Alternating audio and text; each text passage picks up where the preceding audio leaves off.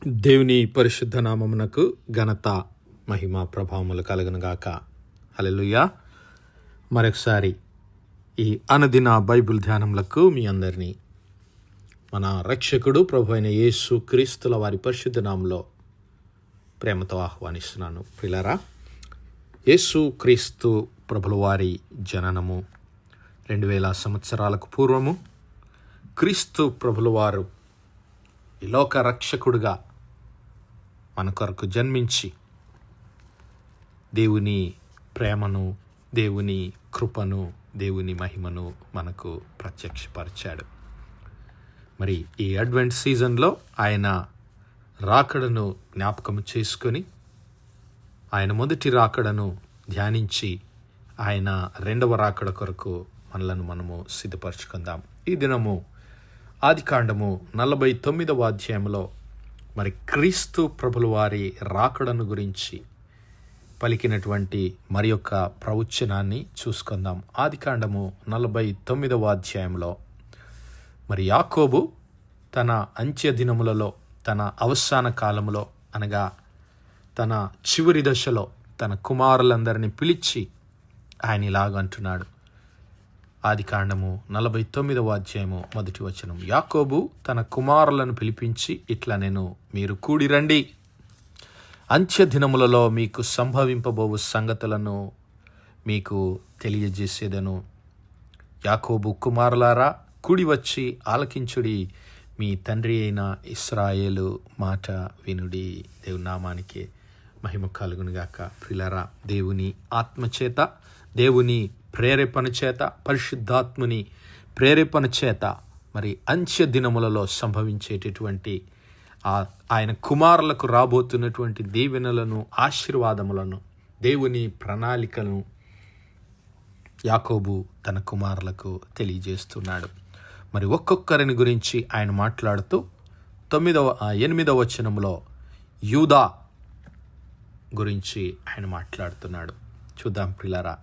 యూదా, నీ సహోదరులు నిన్ను స్తుతించెదరు, నీ చెయ్యి నీ శత్రువుల మెడ మీద ఉండును, నీ తండ్రి కుమారులు నీ ఎదుట సాగిలపడుదురు. యూదా కొదమ సింహము, నా కుమారుడా, నీవు పట్టిన దాన్ని తిని వచ్చితివి. సింహము వలెను, గర్జించు ఆడసింహము వలెను అతడు కాళ్ళు ముడుచుకొని పండుకొనెను. అతని లేపువాడెవడు? షిలోహు వచ్చు వరకు యూదా యొద్ద నుండి దండము తొలగదు, అతని కాళ్ళ మధ్య నుండి రాజదండము తొలగదు. ప్రజలు అతనికి విధేయులయ్యుందురు. ద్రాక్షావల్లికి తన గాడిదను, ఉత్తమ ద్రాక్షావల్లికి తన గాడిద పిల్లను కట్టి, ద్రాక్ష రసములో తన బట్టలను, ద్రాక్షల రక్తములో తన వస్త్రమును ఉదుకును. అతని కన్నులు ద్రాక్షారసము చేత ఎర్రగాను, అతని పళ్ళు పాల చేత తెల్లగాను ఉండును. హల్లెలూయా. ప్రియులారా, ఇక్కడ మరి యూదా గోత్రమును, లేదంటే యాకోబు తన కుమారుడైనటువంటి యూదాను ఆశీర్వదిస్తూ పలికినటువంటి మాటలు. యూదా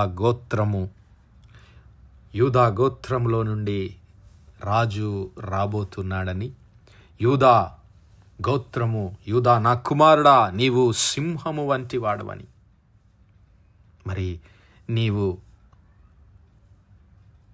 ఫలించు ద్రాక్షావల్లి వలె ఉండేవాడివని, ఇదిగో యూదా గోత్రములో నుంచే రక్షణ వస్తుందని, రక్షణను గురించి కూడా ఇక్కడ ద్రాక్షావల్లి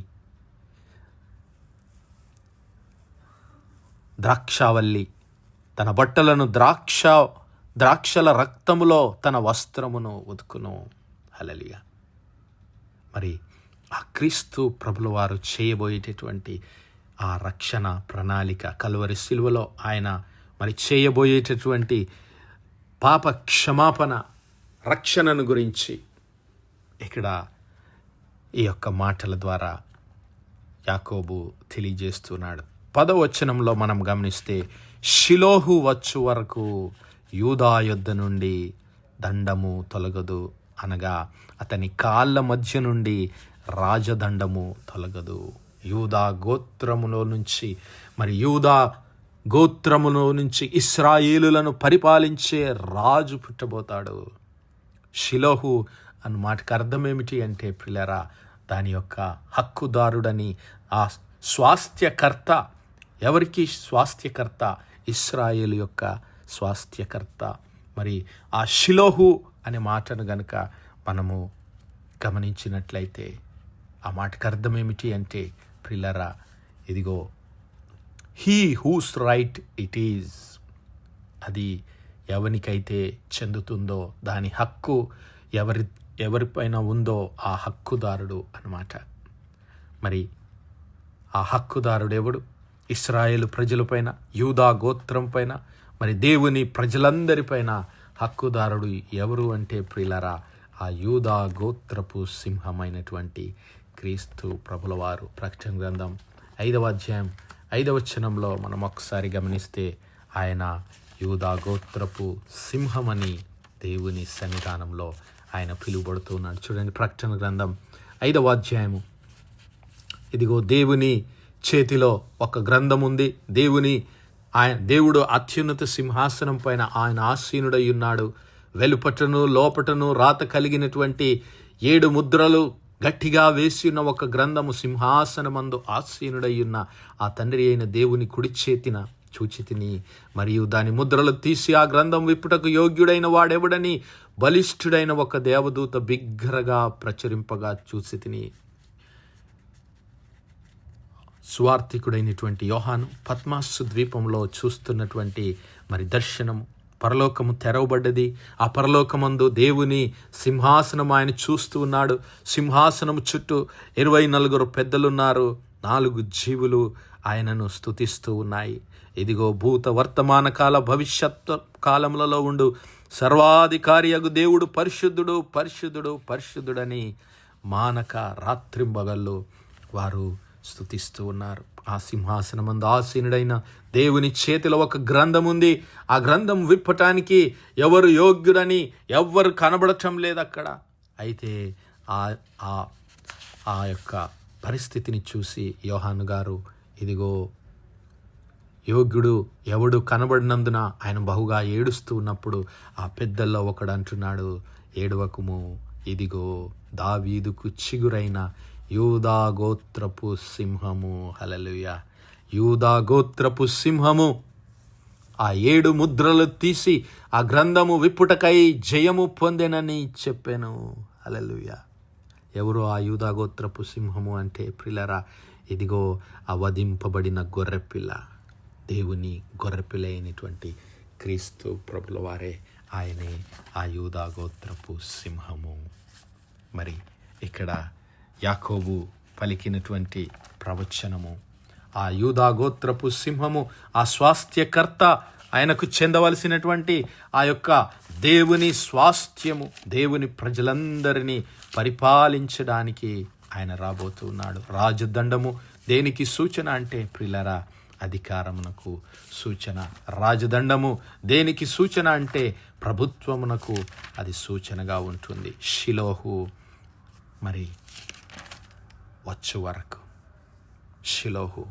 వచ్చు వరకు రాజదండము ఆయన యొద్ద నుండి తొలగిపోదు. ఇంకా ఈ షిలోహు అనే మాటకు ఇంకొక అర్థం ఏమిటి అంటే ప్రియులారా, షిలోహు అనేటువంటి ఒక పట్టణాన్ని మనము చూస్తూ ఉన్నాం. యెరూషలేమునకు ఉత్తర దిక్కున ఉన్నటువంటి పట్టణము. ఆ పట్టణములో దేవుడు మొట్టమొదటిసారిగా తన మందిరాన్ని స్థాపించాడు. దేవుడు మొట్టమొదటిసారిగా తన ఆ యొక్క ప్రత్యక్షపు గుడారాన్ని అక్కడ ఆయన నెలకొల్పాడు. చూద్దాం, ఇర్మియా గ్రంథం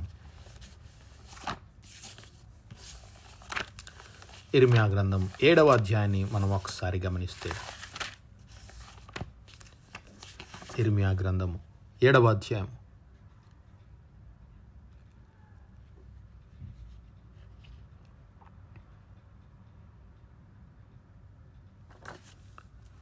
షిలోహులో మరి ఆయన తన యొక్క మొట్టమొదటి ప్రత్యక్షపు గుడారాన్ని మరి నిలువ చేసి ఆయన తన జనులకు ఆ ప్రాంతాన్ని ఆయన వారికి అప్పగించాడు. ఇర్మియా గ్రంథం 7వ అధ్యాయం 12 నుంచి 14 వచనాలు ఒకసారి చూద్దాం. ఇర్మియా గ్రంథం 7వ అధ్యాయం 12 నుంచి 14 వచనాలు. పూర్వమున నేను నా నామమును నిలిపిన షిలోహునందున్న నా స్థలమునకు పోయి విచారణ చేయుడి. షిలోహులో దేవుడు మొట్టమొదటిసారిగా తన యొక్క మరి నామాన్ని నిలిపాడు. మరి ఇశ్రాయేలు ప్రజలు ఆ యొక్క ప్రత్యక్షపు గుడారాన్ని అక్కడ ఉంచడానికి దేవుడు కృప చూపాడు. అయితే ఆ స్థలమునకు పోయి విచారణ చేయుడి, ఇశ్రాయేలీయులైన నా జనుల దుష్టత్వమును బట్టి నేను దానికి చేసిన కార్యము చూడుడి. ఇదే యెహోవా వాక్కు. నేను మీతో మాట్లాడినను, పెందల లేచి మీతో మాట్లాడినను మీరు వినకయు, మిమ్మును పిలిచినను మీరు ఉత్తరమియకు ఉండిన వారై ఈ క్రియలన్నిటినీ చేసితిరి గనుక నేను షిలోహునకు చేసినట్లు మీకు ఆశ్రయమై నా నామము పెట్టబడిన ఈ మందిరమునకును మీకును మీ తండ్రులకును నేనిచ్చిన స్థలమునకును నేను అలాగే చేయుదును. ఈ షిలోహు అనేటువంటి ఆ ప్రాంతము దేవుడు తన మహిమార్థమై ఎంచుకున్నటువంటి ప్రాంతము. అక్కడ మొట్టమొదటిసారిగా మరి దేవుని ప్రత్యక్షపు గుడారము వేయబడింది. ఆ ప్రాంతాన్ని దేవుడు ఆ ప్రజలకు అనుగ్రహించాడు. తన నామాన్ని స్థాపించడానికి దేవుడు ఇశ్రాయేలు పక్షమున నిలబడ్డాడు. ఈ విషయాలన్నీ న్యాయాధిపతుల గ్రంథము మరి 18 నుంచి 21 వరకు ఉన్నటువంటి అధ్యాయాల్లో మనం చూడగలం.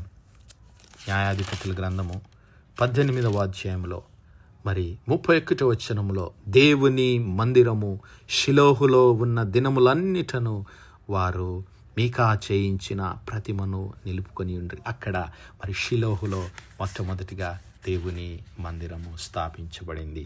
అయితే మరి ఆ దేవుని మందిరము ఆ క్రీస్తు ప్రభుల వారే మా ప్రత్యక్ష మందిరముగా, దేవుని నివాస స్థలముగా మరి నూతన నిబంధనలో క్రీస్తు ప్రభుల వారిగా ఆయన మన కొరకు ఈ లోకంలో ప్రత్యక్షమయ్యాడు. హల్లెలూయా. యోహాను సువార్తలో మనము ఆ విషయాలన్నిటినీ చూసాము. యేసు క్రీస్తు ప్రభుల వారు ఈ మందిరాన్ని మీరు పడగొట్టండి, 3 దినములలో నేను దీనిని లేపుతానన్నాడు. హల్లెలూయా. యోహాను సువార్త 2వ అధ్యాయం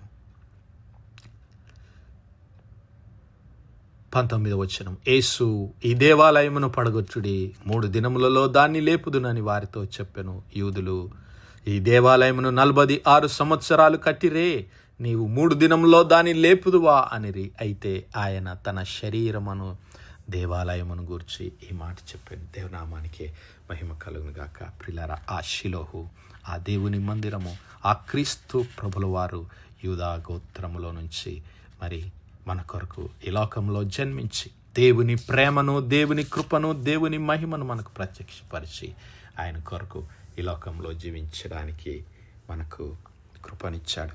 మరి అట్టి రక్షణ, అట్టి కృప, అట్టి ప్రేమలో మనమందరం దేవుని సన్నిధిలో కొనసాగుదాం. ఆయన 2వ రాకడకు సిద్ధపడదాం.